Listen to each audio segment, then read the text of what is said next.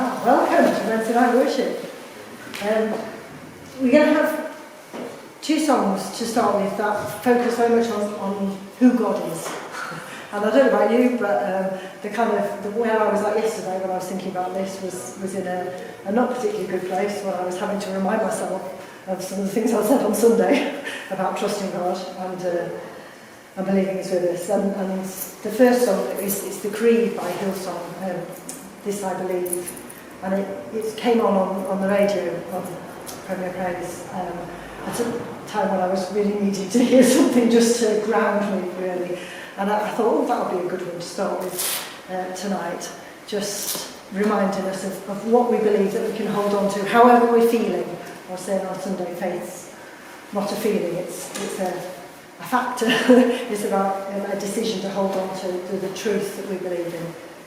And the second one is Forever Reign, which is, again, just focuses in really on who God is and what He's like. And so after we've listened to those two, I thought it would be good just to have a few minutes to pray. If anybody feels brave enough to lead us in prayer, the limitation as we're having to be separate is being able to hear each other. So if you are brave enough to lead us in prayer, it might be good if you could stand up and kind of face most of the rest of the people, depending where you are. Or otherwise, if nobody prays out loud, that's fine. Just take some time in the light of what the songs have reminded us, just to praise God for who He is, but also you might use that time to lift up some of the members of our church family who are going through really difficult times in the light of the God that we serve, His love and His goodness and His power to heal. So, and then we'll go on to Acts. But let's listen to these songs first. In Athens, but looking at Paul, the account in Acts 17 of when Paul was in Athens. And tonight we're going to move on to Acts chapter 18, where Paul moves a bit further onto the Peloponnesian Peninsula. Is that the right? Mm-hmm. Anyway, Greece, or Achaia, as it was then known, to Corinth. There you go. Athens was the intellectual capital of the ancient world, had the most prestigious university of those times, and so that's where all the sort of learned people and the philosophers, a lot of the famous philosophers that you hear about were sort of based in Athens. So that's where we heard about Paul trying to reason with some of the philosophers. And now he's moving on to Corinth, which was like the big capital city of that province of Greece, of Achaia. And it was a port city on the isthmus, have I said that right? Anyway, the little narrow bit that joins the bottom bit of Greece to the rest of it. And these days there's a canal that was built last century from one side to the other. So from where Kenkrea there to the other side. In those days there wasn't a canal, but apparently they did have a big kind of tramway that they could get ships, or good, well, small ships, but goods from one side to the other to save them having to sail all the way around. So it was a port city, it was a big capital, it was one of the mega cities, apparently, of the ancient world, not quite as big as today's mega cities, but still, I think John's reckoned about 1 million people, lots of people anyway. And we read in Paul's first letter to the Corinthians, which was written after this first visit, after he planted the church there, that he went to them in fear and trembling. So you can perhaps imagine him trotting on the coastal road from Athens along the coast to Corinth, believing that's where God had called him next, but knowing the reputation of Corinth as this big, bustling city, port city, lots of commerce, lots of trade, but also lots of quite dodgy things that went on there. It was quite a proud city and quite an immoral city. And if we move on to the next slide, there was apparently a big, the Acrocorinth, a big hill behind the city that had the temple of, I've not written it down, and it's not Artemis, that's next week. Oh grief, what's the name? I've not written it down, but the goddess of love anyway. Aphrodite, that's the one. See, with lots of temple prostitutes and all sorts of things going on. So that's the kind of context of the city that he was moving to. And And we're going to read a little bit about what happened when he got there. But as we do, the next slide has got some questions to think about. I must admit, the first time I read this, I thought, oh, I can't see much in this that's particularly relevant to us. And then, you know, it's amazing with the Bible. The more you spend time in a passage, the more things crop up. And the first thing that kind of struck me was how flexible Paul had to be in his ministry. And so you might look out for the different ways Paul had to be flexible. But then far more important, perhaps, and more of an encouragement to us tonight, was just the number of ways in which God encouraged Paul and provided for Paul.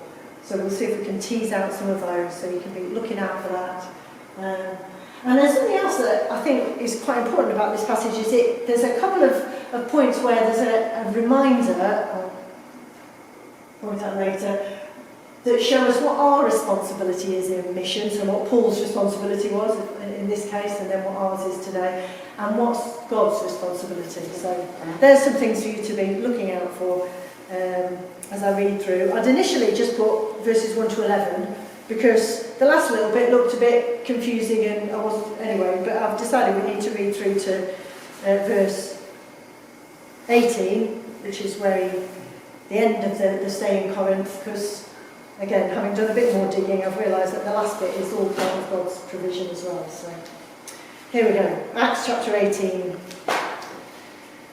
After this, in other words, after all the things we were hearing about last week when he's been explaining the gospel to the Athenians, Paul left Athens and went to Corinth. There he met a Jew named Aquila, a native of Pontus, who had recently come from Italy with his wife Priscilla, because Claudius had ordered all Jews to leave Rome. Paul went to see them, and because he was a tent maker, as they were, he stayed and worked with them. Every Sabbath he reasoned in the synagogue, trying to persuade Jews and Greeks. When Silas and Timothy came from Macedonia, Paul devoted himself exclusively to preaching, testifying to the Jews that Jesus was the Messiah. But when they opposed Paul and became abusive, he shook out his clothes in protest and said to them, "Your blood be on your own heads. I am innocent of it. From now on, I will go to the Gentiles." Then Paul left the synagogue and went next door to the house of Titius Justus, a worshipper of God. Crispus, the synagogue leader, and his entire household believed in the Lord, and many of the Corinthians who heard Paul believed and were baptized. One night the Lord spoke to Paul in a vision. "Do not be afraid. Keep on speaking. Do not be silent. For I am with you, and no one is going to attack and harm you, because I have many people in this city." So Paul stayed in Corinth for a year and a half, teaching them the word of God.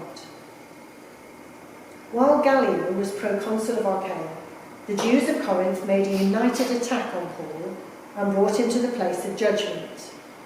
"This man," they charged, "is persuading the people to worship God in ways contrary to the law." Just as Paul was about to speak, Gallio said to them, "If you Jews were making a complaint about some misdemeanor or serious crime, it would be reasonable for me to listen to you. But since it involves questions about words and names and your own law, settle the matter yourselves. I will not be a judge of such things." So he drove them off. Then the crowd turned on Sosthenes, the synagogue leader, and beat him in front of the proconsul. And Gallio showed no concern whatever. Paul stayed on in Corinth for some time. Then he left the brothers and sisters and sailed for Syria, accompanied by Priscilla and Aquila. I'll leave it there. How did you get on with spotting any answers to questions along there? Any thoughts on flexibility? I'm not going to split you into groups. They tried to persuade the Jews and the Greeks, didn't they? Because they weren't, you know, when Silas and Timothy came from Macedonia, Paul devoted himself exclusively to preaching, testifying to the Jews that Jesus was Christ. When the Jews opposed Paul, they basically said, well, you know, this is the word of the Lord, it's up to you now, it's your own responsibility, I'm going to speak to Gentiles. Yeah. So we had to change from, you know, the people who should have known better Yes. to ones who potentially were more receptive to it. Yeah. So, I mean, we've seen that before, this pattern that he'd start off speaking to the Jews, and he obviously spent quite a bit of time and effort trying to persuade the Jews and the God-fearers. But yeah, like you say, when that didn't work, then he was prepared to move on, and he'd have had quite a different audience next door with the Gentiles, those who really knew virtually nothing about either the Christian faith or the Jewish faith. And so he'd have needed to have quite a different tack with them.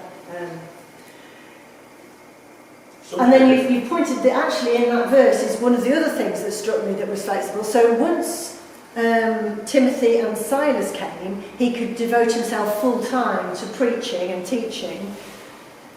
What had he been doing up until that point, did it say? Making tents, tent making. So this is where we learn that Paul was the tent maker by trade. And so he came across these other Jews, Priscilla and Aquila, who were also tent makers, and he was able to work with them and presumably was helping them with their business that they must have established by then. Is the impression you get, or maybe they established a business together, I'm not sure how long they'd been there, to earn enough money to support himself for when, to then be able to preach on the Sabbath days. And it's only when you kind of dig around into the letters that were written to various people later that you find that, well, can you guess why when Silas and Timothy came, Paul was then able to devote himself full-time to preaching? So, they brought a gift with them. So we find out from the various letters, the Philippians, so if you remember in Macedonia, he went first of all to Philippi, and we find from his letter to the Philippians that they were very, very generous in sending gifts. And interesting, I think Luke had stayed behind, who wrote Acts, in Philippi. So whether he was kind of became a financial supporter of Paul at this stage in his ministry, and encouraged the new Philippian church to send money. And because I think at one point it says that the Philippians were the first to send money, but whether there was also gifts from elsewhere. But certainly Silas and Timothy, it seems, probably brought a financial gift that then enabled Paul to preach full-time rather than having to earn his way as he went along. And the other thing that struck me flexibility-wise was just the different timings. I mean, it's like, I don't know, it sounds as if he didn't spend all that long in Athens, and something must have let him know it's time to move on. Whereas in Corinth, I wonder if he was kind of thinking about, oh, the Jews are getting a bit belligerent again, perhaps I need to, because each of the previous places we've heard of him going, he stayed for a short while, but the opposition built up and he moved on. And I wonder if he was sort of expecting to have to do that again. But what changed his tack for him there? God's book quite direct. Yeah, so he had this very direct message, didn't he, that no, he was meant to stay longer. And so that turned into quite a different kind of a thing where actually he ended up spending, it says a year and a half, and then I think later on it says he stayed on a bit longer, so it may have been near 2 years that he actually spent in Corinth, really building up the church there. And we know from his letters that there were still lots of issues to sort out afterwards because he kept writing back to them. But it was obviously quite a strategic city and quite a strategic church. So that was his flexibility. But even more than that, like I say, I was struck by God's provision in so many ways. So even the fact that he could earn money when he got there, the fact that Priscilla and Aquila were there and he met them, and here were some fellow Jewish Christians, you get the impression that they were already Christians by this stage, who shared the same trade and that he was able to stay with them. And that must have been a real encouragement, particularly because it seems he'd travelled this bit of the journey on his own, because he'd left his co-workers, Timothy and Silas, had been left back in Macedonia. So now we've got some new co-workers. And obviously there's the provision of the money that I've just mentioned. Other things that God provides? And then I suppose the provision of the encouragement with that vision, that message. So what's he do when he leaves the synagogue? When he's getting no response from them? Just goes next door. Yeah, and again, presumably, that's because this Titius Justus next door was a worshipper of God and had a big enough house to provide a meeting place and was willing to let that be a new base. So when the one opportunity closed, God was providing another one.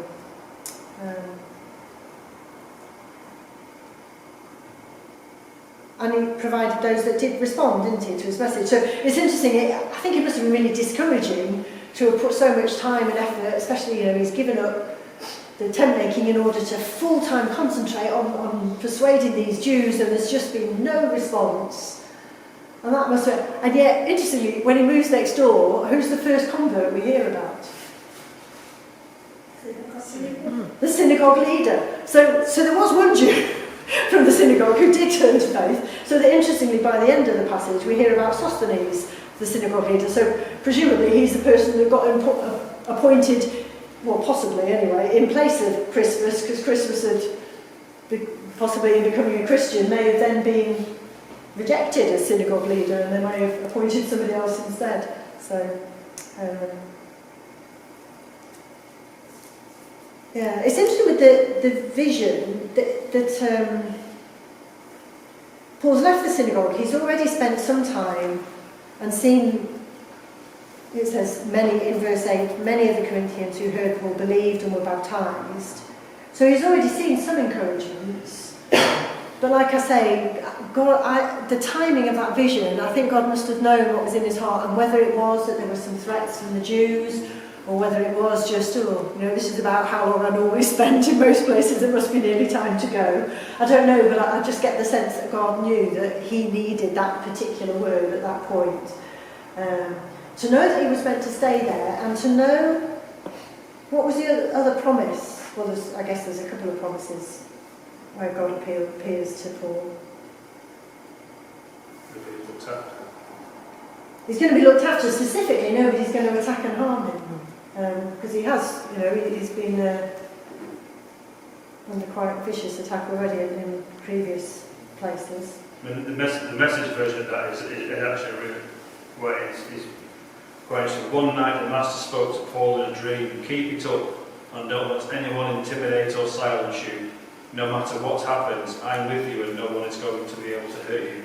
You have no idea how many people I have on my side in this city. That's proper encouragement. It was, yeah. So, and that verse is actually kind of the key, one of the keys anyway, to the answer to the third question in terms of Paul's responsibility and God's, or our responsibility and mission and God's. What do you make of that last phrase there? In verse. Well, that was to keep it up, isn't it? Keep the mission moving. Yeah. Yes. Our job is to speak, isn't it? So that was his job, was to speak. Keep speaking the message. Keep telling people about Jesus.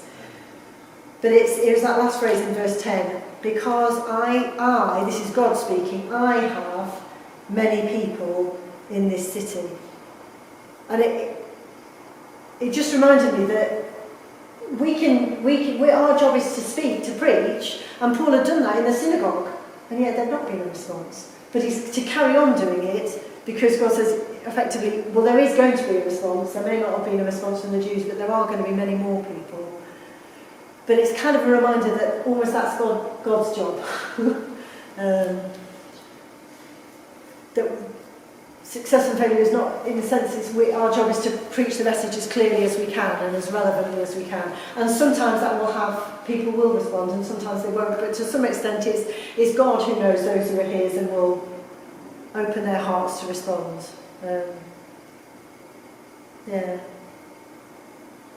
And then just that last little bit that's a bit odd, the section with Gallio, the proconsul, is really kind of how God fulfills his promise that Paul's not going to be harmed. And as I say, he doesn't sound like the nicest of people, Gallio, particularly the way he turns a blind eye when there's a bit of mob violence at the end. It sounds as if, apparently it might have been the Gentile mob that turned on the Jews who'd made the complaint, so it was just some very nasty mob violence at the end, and part of his way of dealing with things was to decide to quietly turn a blind eye to it, which isn't very nice. So whatever his motives were, we don't know. But how does God provide Gallio, in a sense? What's really significant about what Gallio says in that last little section? Did you pick that up? It basically throws out the complaint, doesn't it? He doesn't want to know. Yeah. So the Jews are trying to get a complaint against Paul, trying to get him thrown out. And what's really key, apparently, is the fact that they were trying to argue, verse 13, that Paul was persuading the people to worship God in ways contrary to the law, which is Roman law. So the Romans there were certain allowed religions that include Judaism, but then other kind of sects, cults, kind of offbeat religions were classed as illegal. And if Christianity had been declared an illegal religion, well, that would have made it incredibly difficult for the gospel to spread in the Roman Empire.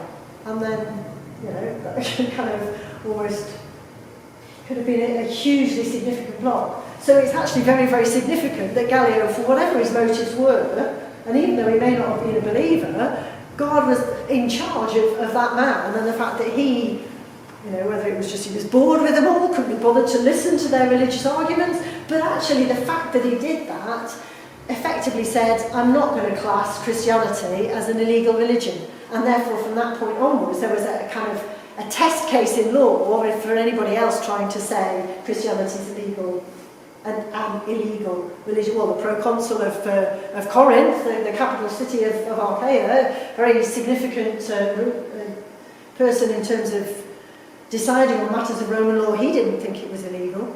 And so God's, and to me, again, it's just a reminder, having now got to grips with that bit of the passage that meant nothing to me before, or having read what the commentary said about it, I realise it's a reminder of how God is in charge of politicians today, even those that we might not think very much of, and even those who might make some fairly dodgy choices sometimes. And it's a reminder to us to pray for politicians, for those in positions of power and authority, because even if they aren't sympathetic to the Christian cause, God can still be at work to cause them to make decisions that are in the interest of his gospel.